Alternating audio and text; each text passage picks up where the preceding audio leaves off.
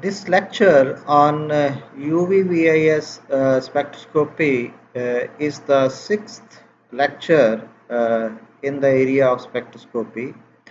And earlier, we have already given lecture on basic principles of photochemistry, IR spectroscopy, NMR spectroscopy, applications of NMR spectroscopy, and ESR spectroscopy. So this is the sixth in series lecture on UV visible spectroscopy.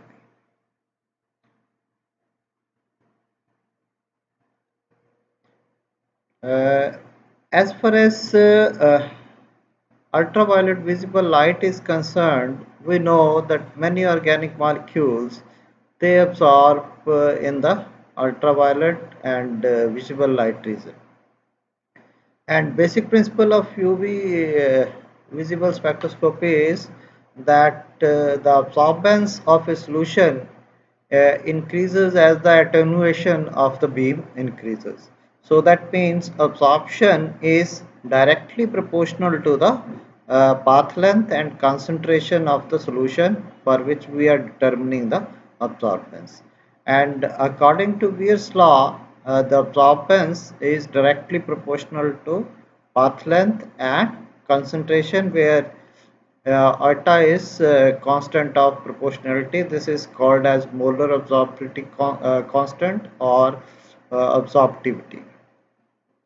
The details of the basic principles of photochemistry, they are already there on YouTube. With this link, you can first go through the basic principles of photochemistry to better understand the UV visible spectroscopy. And as we know, the different molecules they absorb radiation at different wavelength, and because of that, an absorption spectrum will show a number of absorption bands corresponding to the functional groups which are present in that molecule. So, if we talk about UV spectrum, then from UV spectrum, the absorption which is observed in the UV region that will correspond to the functional group present in the molecule. For example, if we take the spectrum for acetone and then spectrum for diethyl ketone. Acetone we know is a dimethyl ketone and this is diethyl ketone. We will see the absorption spectrum in the UV region for both of these, they are almost same. So what I mean to say is that by UV spectroscopy we can tell about the presence of the carbonyl group in that molecule and not about the whole structure of the molecule. So because for say this is having two methyl groups whereas this is having two ethyl groups, but the common thing in these two is that they are having carbonyl group. So we can detect the functional group using UV spectroscopy. We know the basic points, they are that energy of photon is equal to h nu, where nu is the frequency, h is Planck's constant. So that means energy of a photon is directly proportional to the frequency of the molecule.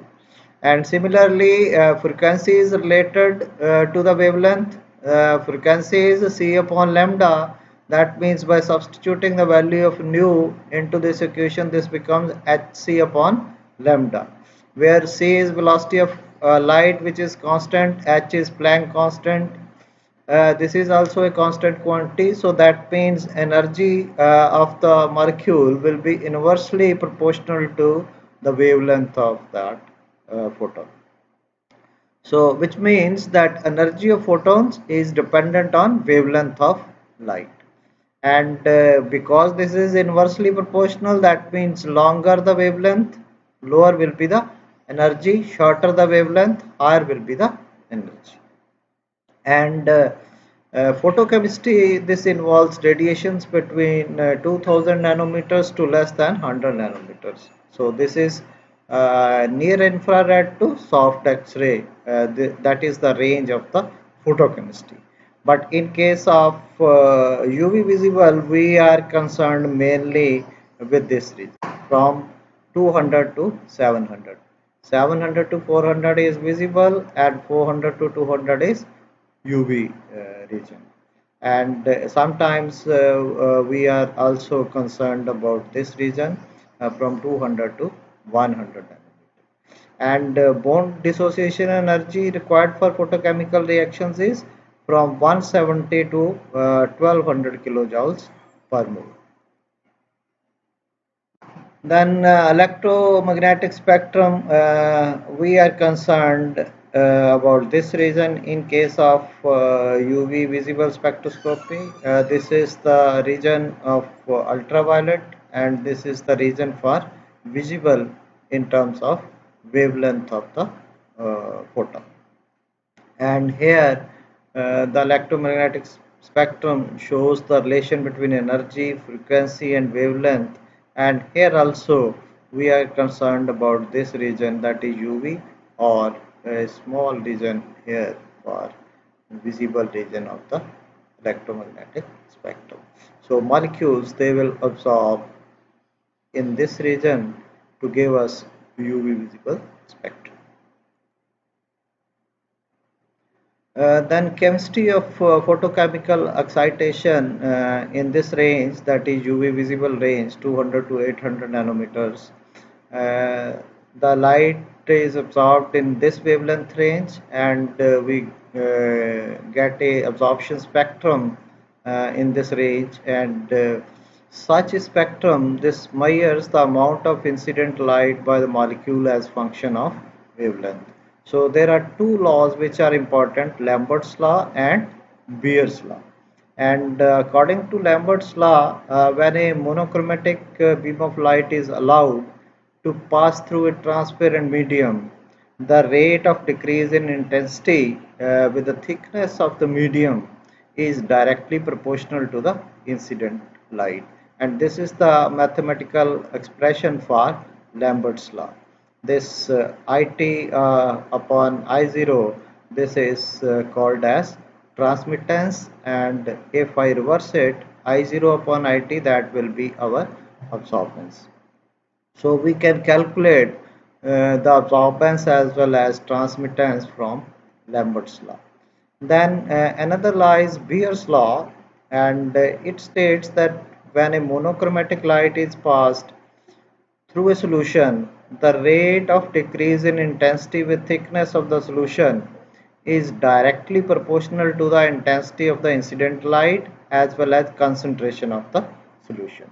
So, in other words, this says that the decrease in intensity of the light is independent of the amount of transmitted light. So this is the mathematical expression for Beer's law. And here again I0 is intensity of incident light, IT is the intensity of transmitted light, and this K dash is constant depending upon wavelength of the light. And if we combine both the Beer's law and Lambert law, the overall expression comes out to be this one, where E is absorptivity or molar absorption coefficient or molar absorptivity, C is the concentration in moles per liter, and T is the path length in centimeter. And this log IT upon I0 will be the transmittance. And if we change it to log I0 upon IT, then this will be our absorbance. So the quantity log I0 upon IT is called as absorbance, and this is the relation between absorbance and transmittance and molar absorption coefficient, that is eta. And this equation is used for determining the concentration of the solution in the UV visible region, and this will give us an idea about the spectrum or absorbance of different molecules due to their functional groups. Now, before we proceed for details of UV, we must know about some electronic transition. We know there are electronic energy levels. This is say ground state, and this is first excited state. And there are electronic energy levels, and within the electronic energy level, there are vibrational energy level. So this is one electronic level, and within this we are having these as the vibrational energy level, where the electron can vibrate within these sublevels. And within these vibrational levels, we are having rotational electronic levels. And then molecule can rotate in these energy levels. So when photon is absorbed by the atom or molecule, then electrons they are promoted from the ground state to the excited state. And within the ground state or within the excited state, molecule atoms or molecule, the electrons they can rotate or vibrate with respect to each other. And these vibrations and rotations, they have discrete energy levels, as I have told you, and which can be considered being packed on top of each electronic energy level. And when an electron moves from say ground state to the first excited state, we say the transition has taken place. And there are mainly three types of electronic transitions which can be considered for absorption of UV visible radiation corresponding to excitation of outer electron. And these are the transitions involving pi, sigma, and n electrons, then transitions involving charge transfer electrons, and third category is transitions involving d and f electrons. As far as organic chemistry is concerned, we are mainly concerned with the first type of transitions, that is transitions involving pi, sigma, and n electrons. And the various electronic transitions which take place in these regions, that is pi, sigma, or non-bonding electrons, these four important types of transition which take place. So absorption of ultraviolet and visible radiation in the organic molecule is restricted to certain functional groups, and these functional groups in UV spectroscopy they are called as chromophore, which I will explain later what is the meaning of chromophore. And then what happens is that when photon is absorbed in this region by the organic molecule, because of the low excitation energy, the electronic transitions they are involved. There are four types of electronic transition, and these are due to promotion of an electron from one of the three ground states. Three ground state is either of pi electrons, sigma, or non-bonding electrons. So when from their ground state the electron is promoted to either one of the antibonding molecular orbitals, that is pi antibonding or sigma antibonding, then that promotion is known as transition. So there are mainly four types of transitions which take place in case of organic molecules. One is from n to pi star. So non-bonding electron, this is the ground state. When it goes to first excited state, that is pi antibonding orbital. So when electron jumps from ground state of non-bonding electron to the first excited state, that is pi bonding, then that type of transition is called as n pi star transition. Then is when from non-bonding to sigma antibonding. So non-bonding to sigma antibonding, from this ground state, this goes to the second excited state, that is sigma antibonding orbital, and such transition will be called as N sigma star transition or N sigma antibonding transition. Then third type of transition is pi pi star transition or pi pi antibonding transition. So from here the electron in the ground state of pi bonding orbital goes to pi antibonding orbital, and such type of transition is called as pi pi star transition. And then fourth category is from sigma to sigma star or sigma to sigma antibonding orbital.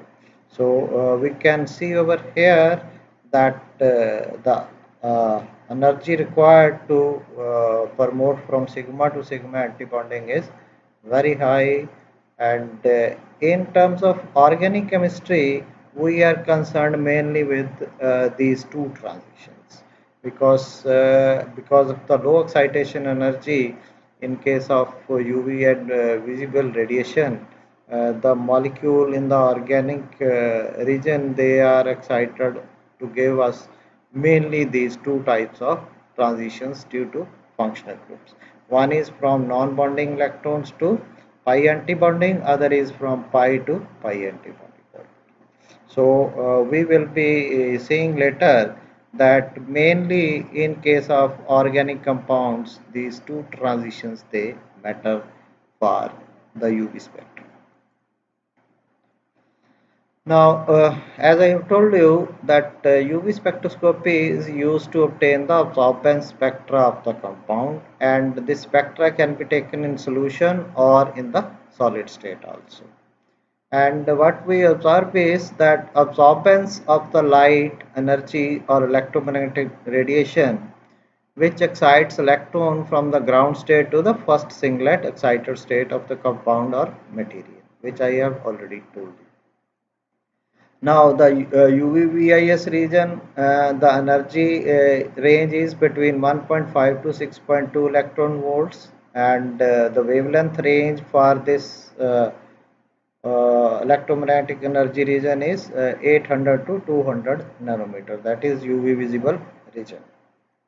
Now, for example, this is the absorption spectra or UV visible spectrum for chlorophyll A. Now you can see that this has two absorbance bands mainly.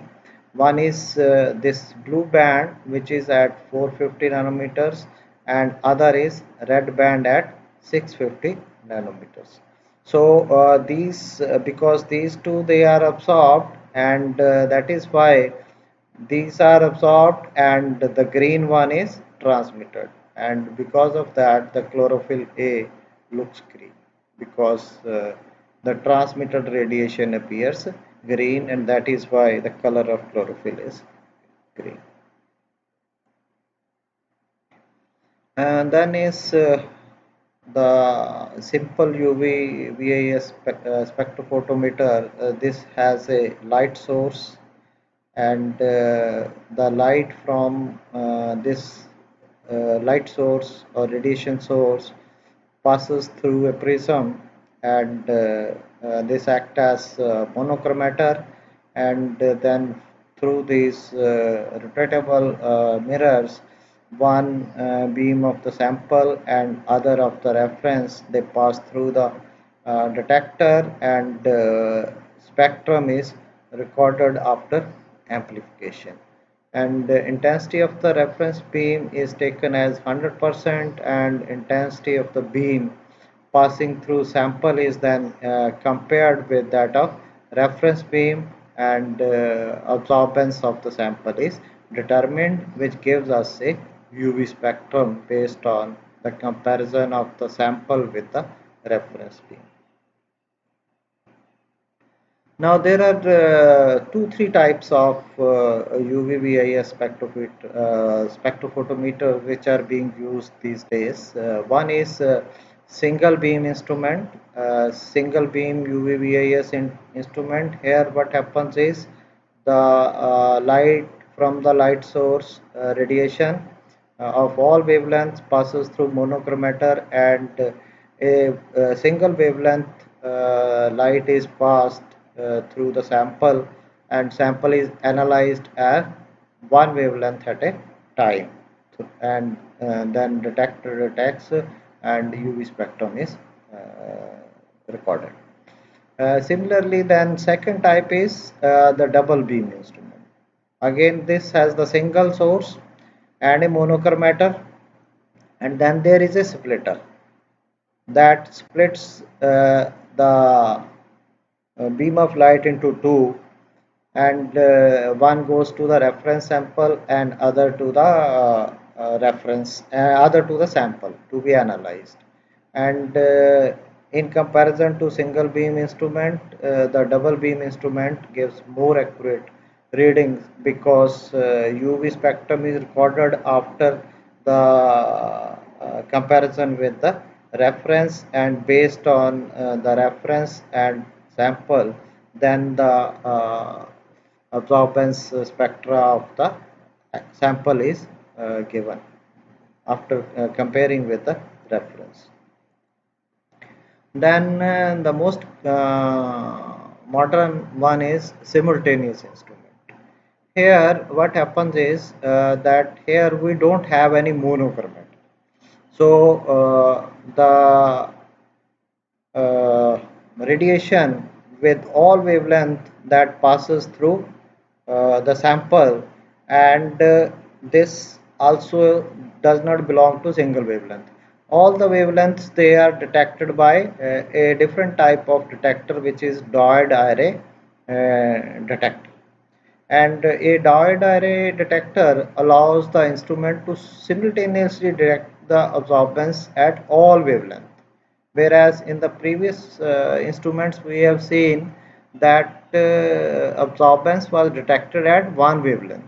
Here absorbance of is detected at all wavelengths, and the simultaneous instrument is this is much more faster and much more efficient than all other type of spectrophotometers, because here the analysis is very fast due to this very efficient diode array detector.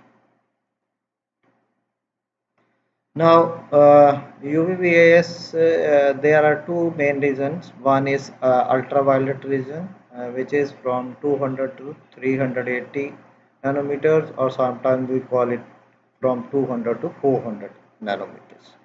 And absorptions in this region, they are normally covered by UV light. And here the spectra obtained from the absorption, and they are very informative, and excitation of electrons from p orbital, d orbitals, pi orbitals, and pi conjugator systems, that is above 200 nanometers, that is recorded. Then in case of visible region, the range is between 380 to 780 nanometers, and the absorptions in this region, they move to longer wavelength due to the increased number of double bonds. The conjugation of double bond increases, which moves the absorption towards the longer wavelength. And if wavelength is longer, that means energy will be lower in these transitions. And when there are enough conjugated double bonds present in the compounds, then absorptions, they will take place in the visible region. And that is why here the compound will be colored. When absorption takes place in the visible region, then compounds, they become colored. So in this region we will have colored compounds. So that is why quinone is yellow, chlorophyll is green, and 2,4-dinitrophenyl hydrogen derivatives of carbonyl compounds, that is aldehydes and ketones, they range in color from bright yellow to deep red, because all these compounds, they absorb in visible rays. So they absorb in the wavelength range of 380 to 780 nanometer. So that is why all of these, they are colored. And the color or the wavelength, color is related to the wavelength, and the wavelength will depend on the amount of conjugation, that is double bond conjugation, present in the molecule. Higher the conjugation, higher will be the wavelength. And similarly, aspirin is colorless, and reason for the colorless aspirin is that this does not absorb in this region. This absorbs in 200 to 380 nanometers. So, in this respect, human eye is also functioning as a spectrometer, which analyzes the light reflected from the surface of a solid or passing through a liquid. So, that is why we are recognizing the various types of color, because we are functioning as a UV spectrophotometer. Then we know that sunlight or white light is seen by us as a uniform or homogeneous in color, and although it is composed of different colors, and when this white light is passed through a prism, and we know that this is reflected in such a way that dispersion will give us the different colors, and the component colors of the visible portion, they can be separated by passing the sunlight through the prism, and this act as a band the light in different degrees according to the wavelength. So depending upon the wavelength of the color, that will change the angle of the incidence. So these are the wavelengths associated with different colors. Violet color, we know this is VIBGYOR. Violet, the wavelength range is from 400 to 420 nanometers. Indigo is 420 to 440. Blue is 440 to 490. Green is 490 to 570 nanometers. Yellow is 570 to 585 nanometers. Orange color is 585 to 620 nanometers, and red color is 620 to 780 nanometers. So based on the wavelength, there will be a reflection in the color. Now, in terms of organic chemistry, different functional groups, they are called as chromophore. The compounds which absorb light in visible region appear colored to human eye due to the presence of one or more unsaturated groups in the molecule or the compound. And these groups, they are called as chromophore. So therefore, the chromophore may be defined as the isolated covalently bonded group that shows a characteristic absorption in ultraviolet or visible region. We can see some of the examples of chromophores. So this is the structure for beta carotene molecule, and you can see there are so many conjugated double bonds, and because of the so many conjugated double bonds, this beta carotene is colored. Then crostine, you can see there are so many of conjugated double bonds present, and these double bond or carbon-carbon double bond will be called as a chromophore. Then chromatic acid, this is aromatic compound. You can see over here there are carbon oxygen double bonds, carboxylic acid, aromatic region, and because of the unsaturation there are carbon carbon double bonds, carbon oxygen double bond, and these unsaturation, they lead this compound to absorb in the UV visible region. Then indigo, aromatic double bonds, then carbon oxygen double bond, carbon carbon bond. So because of this, the indigo absorb in UV visible region. Then punicine, that is for purple color, again aromatic region, carbon carbon double bond, carbon oxygen double bond, all these they are chromophores present in the molecule, and these chromophores, they are responsible for characteristic absorption in the UV visible region for these compounds. And different chromophores, they absorb at a specific wavelength. For example, carbon carbon double bond, example is ethene, or we can say alkenes. They will have pi pi star transition 171 nanometers. Carbon carbon triple bond alkynes, pi pi star transition 180 nanometers. Now carbon carbon double bond and carbon carbon triple bond, they have no non-bonding electrons, so that is why they will have only pi pi star transitions. Whereas carbonyl compounds, they have pi electrons also and non-bonded electrons on oxygen also, and because of that they will have n pi star transitions and pi pi star transitions.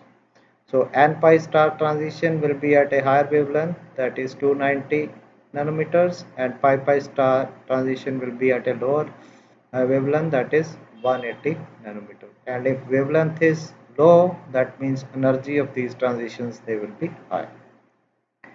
Then nitro, again nitro is having anti-bonding, non-bonding also, and pi bonding also. So that is why two transitions, pi pi star transition and pi star transition. And pi star transition again higher wavelength 275. This is 200. So likewise, all chromophores, that means the functional group present in the molecule, will decide that what will be the lambda max or absorbance band in the UV spectrum, and due to which transition. And most of the organic molecules, they will have either pi pi star transitions or n pi star transition, whereas some they will have n sigma star transition. So these are sulfides, ethers, and amides or amines. They will have n sigma star transitions. Then is oxochrome. So oxochrome is defined as an auxiliary group whose presence on the chromophore brings about a shift of the absorption band towards longer wavelength. So, which means is that, say, we have seen that in case of ethene, if lambda max is 175 nanometers, and I replace one of the hydrogen by this chloro group, right? And what has happened? The wavelength has changed from 175 to 185 nanometer. So that means by changing this hydrogen by halogen, this has shifted the UV spectrum or absorption band from 175 to 185. That means it has gone towards the longer wavelength, and that is why this group will be called as auxiliary group. Chloro will be an auxiliary group. So because its presence on this chromophore is carbon carbon double bond, and presence of this chloro on this chromophore has shifted the absorption band towards longer wavelength from 175 to 185. So that is why this will be an oxochrome. Similarly, 1,3-butadiene, this absorbs at 217. If I replace one hydrogen by one methyl group, that means here I have added this methyl group, and lambda max has changed from 217 to 224. So that means this methyl group has shifted the absorption band towards longer wavelength, and that is why this methyl here is acting as an oxochrome. Similarly, if we are having this alpha beta unsaturated carboxylic acid, I replace one of the hydrogen from here by methoxy group, and lambda max changes from 204 to 234. So that means it has gone towards longer wavelength. That is a bathochromic shift. So that means methoxy group is acting as an oxochrome. So this is the common examples of substituents. They are acting as oxochromes, and in addition amino groups or substituted amino groups, they can also act as oxochromes, which will shift the absorption band towards longer wavelength, and this effect is known as oxochromic effect.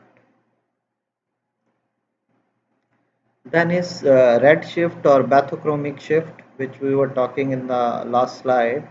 Bathochromic shift is defined as the shift in the absorption maximum towards longer wavelength, and it is produced either due to the presence of an oxochrome having carbon-carbon double bond. The examples we have seen in the last slide, all the three examples, they are for the bathochromic shift due to the presence of an oxochrome on the carbon-carbon double bond, or by change of a medium.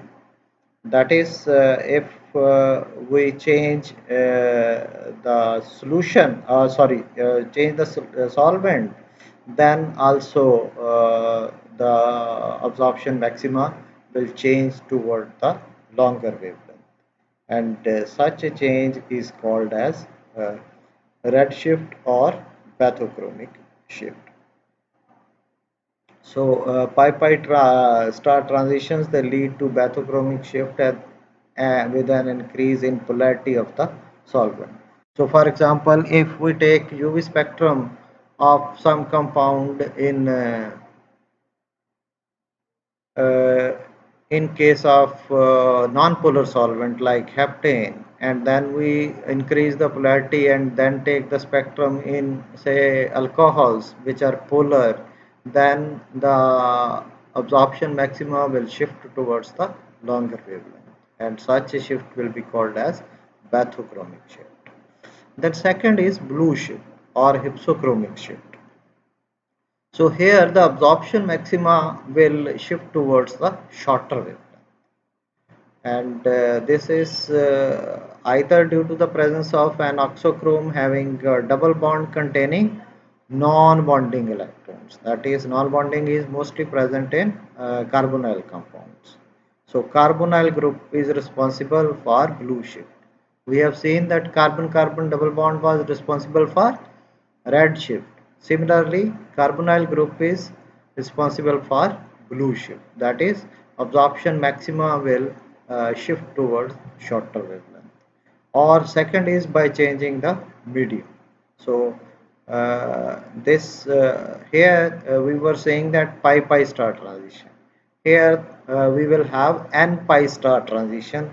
They will lead to isochromic shift with an increase of polarity of the solvent. So similarly, if we take the spectrum in acetone, if spectrum of acetone is taken in hexane, hexane is a non-polar solvent and water is a polar solvent. So that means we have increased the polarity of the UV spectrum taken. But the lambda max has changed. In hexane it was 279, in water it becomes 264.5. So that means absorption maximum has shifted towards shorter wavelength. So this is due to n pi star transition, which have led to blue shift or hypsochromic shift. Similarly, we can see that due to oxochrome, if we are having, say, this is formaldehyde, and the the lambda max value is 295, and if I replace this hydrogen by this halogen, we can see that the value becomes 235. So value becomes 235, and similarly if it is replaced by hydroxyl, then value becomes hydroxyl or amino, then value becomes 205. So from 295 it goes to 235 or 205. So that means absorption maxima is moving or shifting towards shorter wavelength. So these are the examples of blue shift or hypsochromic shift. Then there are two more effects, and that is hyperchromic effect and hypochromic effect. Hyperchromic effect is the effect due to which the intensity of the absorption maxima increases. So this is related to red shift. So as there is a red shift, then intensity of the absorption will also increase. So bathochromic shift, this will lead to hyperchromic effect, and blue shift will lead to hypochromic effect. So introduction of an oxochrome generally increases the intensity of absorption. So for example, if you see this molecule, this is pyridine and this is 2-methylpyridine. That means the hydrogen from here has been replaced by methyl group. And methyl group, that means is an oxochrome, because this is affecting the lambda max towards the longer wavelength. So from 257 the value changes to 262. So this is an effect which is leading or shifting the absorption maximum towards longer wavelength, or this is a red shift. But this red shift is accompanied by increase in the intensity of absorption maxima also, that is E max is changing from 2750 to 3560. So that means E maxima has also increased, and such an effect is called as hyperchromic effect. Then is hypochromic effect. This is the effect due to which the intensity of absorption maximum decreases. So we can see this example. This is biphenyl. This is 2-methyl biphenyl. So that means hydrogen from here has been replaced by this methyl group. So that means we have added an oxochrome in this, and you can see that the lambda max has changed from 250 to 237. So that means this is a blue shift, and blue shift means lambda max has decreased, and we can see the intensity of absorption maximum has also decreased from 19,000 to 10,250. And as I have told you that bathochromic shift is related to hyperchromic effect, and blue shift is, or hypsochromic shift is related to hypochromic. So these two examples, they explain very well about these hyperchromic and hypochromic effects. Then is Woodward-Fieser rules to calculate the lambda max for different type of organic compounds. For example, for dienes and trienes, there are these types of dienes and trienes. Dienes may be acyclic, uh, where like 1,3-butadiene, these are open chain structures. They are called as acyclic. And among the cyclic, they may be of two types: homoannular dienes or heteroannular dienes. Homoannular is when conjugated double bonds, they are present in the same ring. Then the dienes, they will be called as homoannular dienes. So you can see over here, both the double bonds, they are present in the same ring. So these are the examples of homoannular dienes. Then heteroannular dienes is when both the double bonds, they are present in the different rings. So here one bond is present in one ring, other bond is present in other ring. But these are conjugated double bonds, and these are heteroannular dienes. All these four types of combinations, they are the example of heteroannular diene. Then exocyclic or endocyclic double bonds. So the bonds which are present immediately outwards one ring, they are called as exocyclic. So this ring is having this bond in the immediate vicinity of this ring, so that is why this double bond is exocyclic to this ring, whereas this bond is endocyclic for this ring. Similarly, for this ring, this bond is endocyclic, and this bond for this ring is exocyclic because this is present immediately outside. So this is how we can define exocyclic double bonds or endocyclic double bonds. Then there are some rules for calculating the lambda max for dienes and trienes. There is some basic value which is given to the basic acyclic diene or homoannular diene or heteroannular diene or parent acyclic uh, triene. So parent acyclic diene which has no substitution, this will absorb at 217 lambda max. And similarly homoannular diene 253 nanometers, heteroannular diene 214 nanometers, and triene, parent triene will absorb at 245 nanometers. And then for each substituent or alkyl group or ring residue, we will add increment of plus 5 will be there. So alkyl group is counted twice if attached to two double bonds.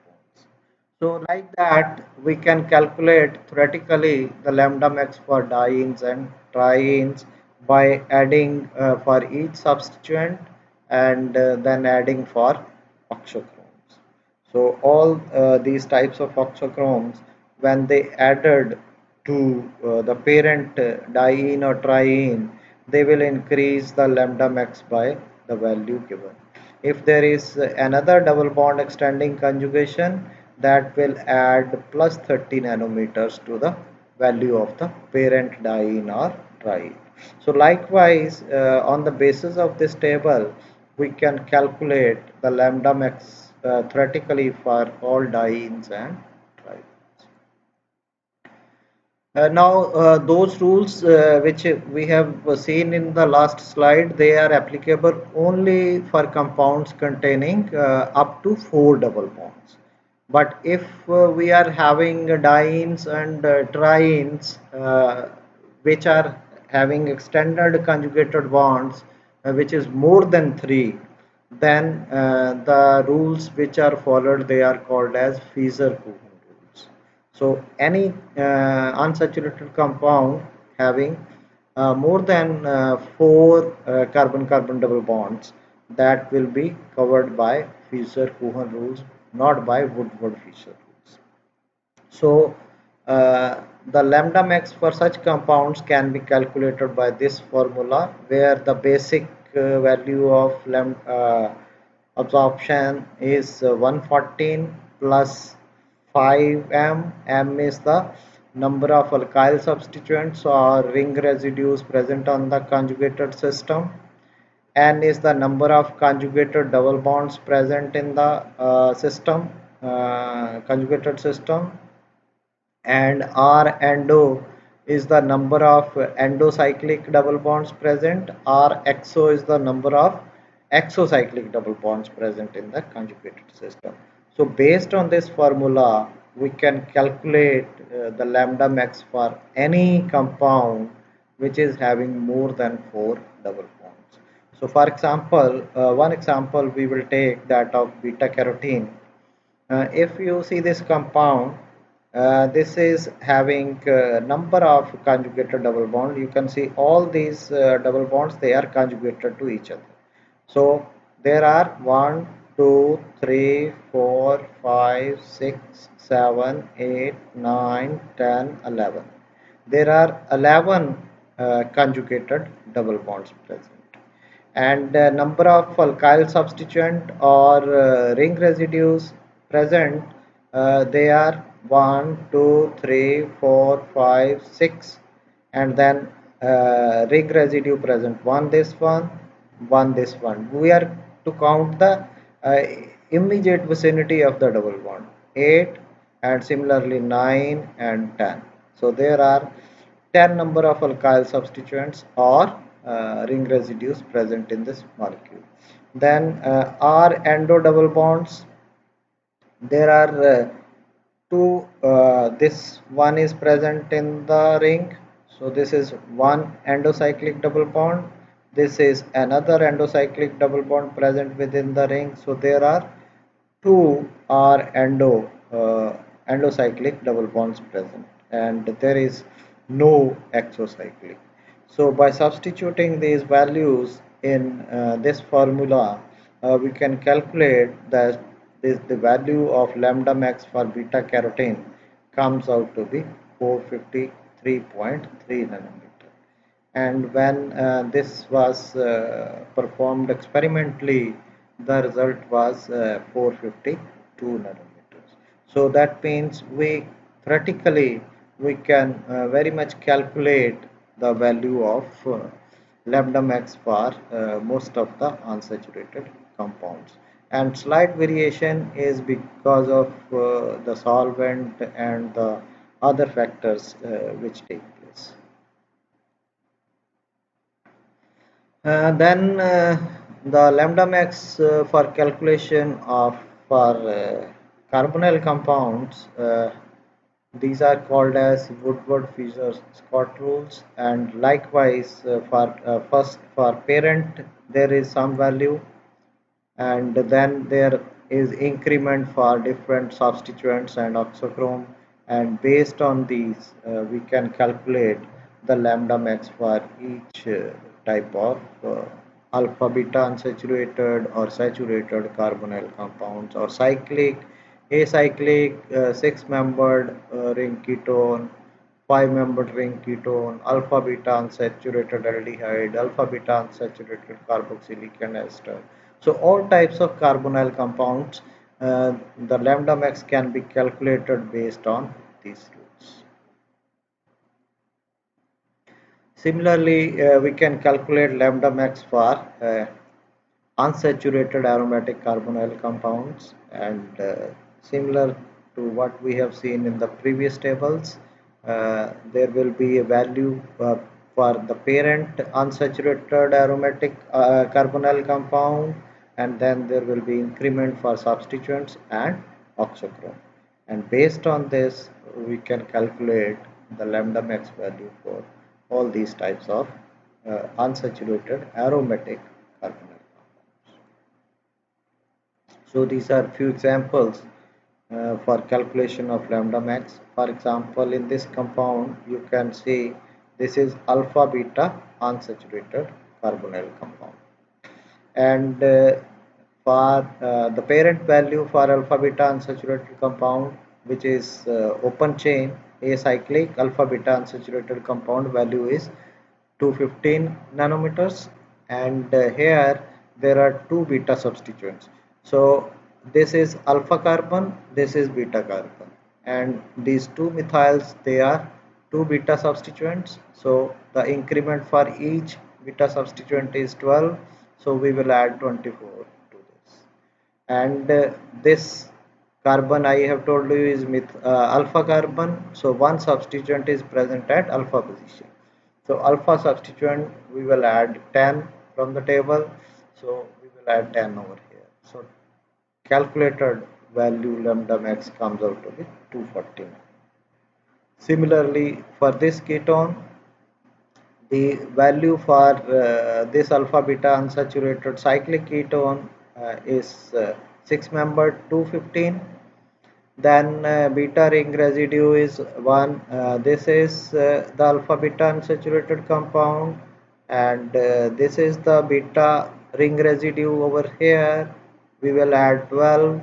Then at beta position 1 chloro is there. For substituent chloro we add 12. So this comes out to be 239.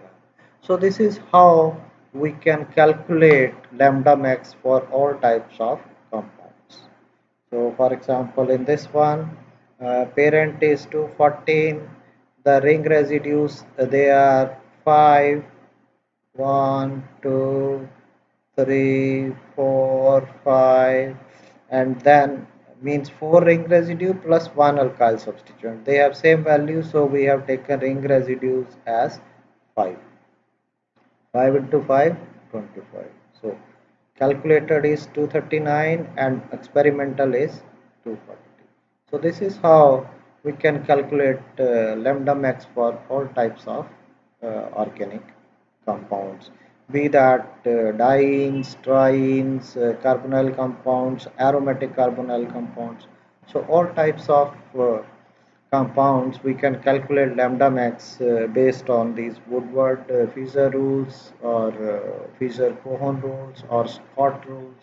All types of tables, they gave us very accurate interpretation of lambda max in case of UV spectroscopy. So these are the few important applications of UV spectroscopy.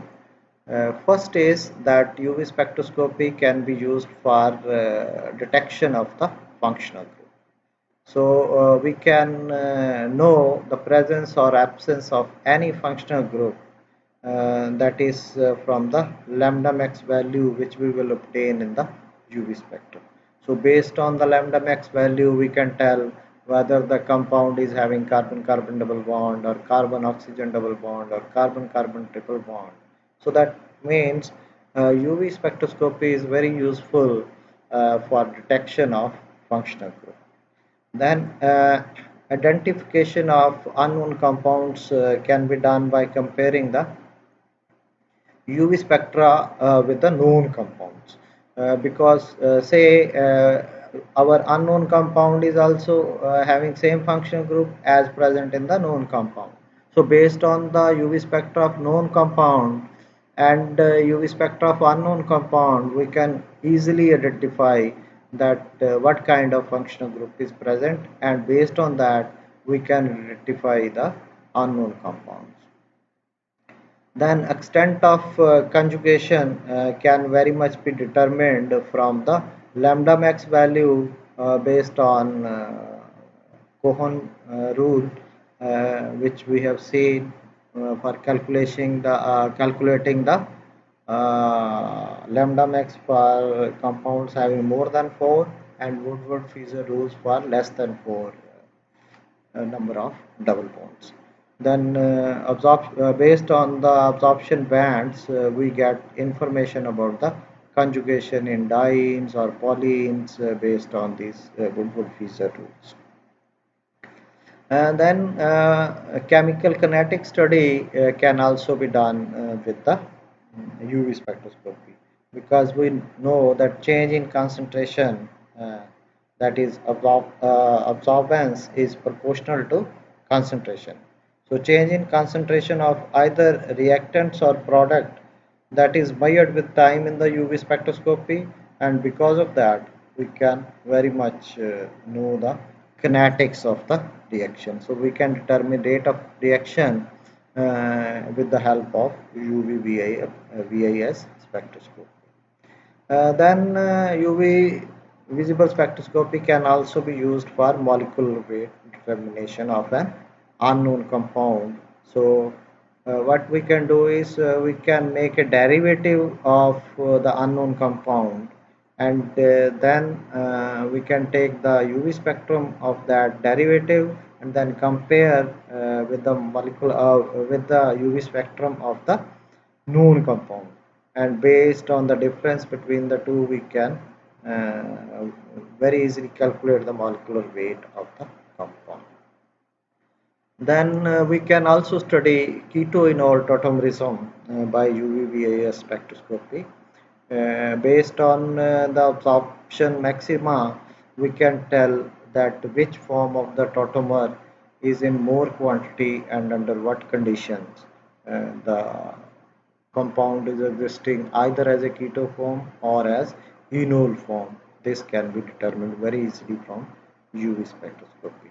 Then UV spectroscopy is also helpful in studying geometrical isomerism, because the cis isomer absorbs at a lower wavelength than the trans isomer. So because of the difference in the absorption, In the two isomers, we can differentiate between uh, cis and trans isomers. So that means we can very easily study the geometrical isomerism with the help of UV spectroscopy. So, most of the lecture has been taken from this book of mine, Chemistry for Engineers by Harish Chopra and Anupama Parmar. And in addition, some internet sources which have been written over here, they have been used for inclusion, some additional material from these sources have been included in this lecture. Thank you very much.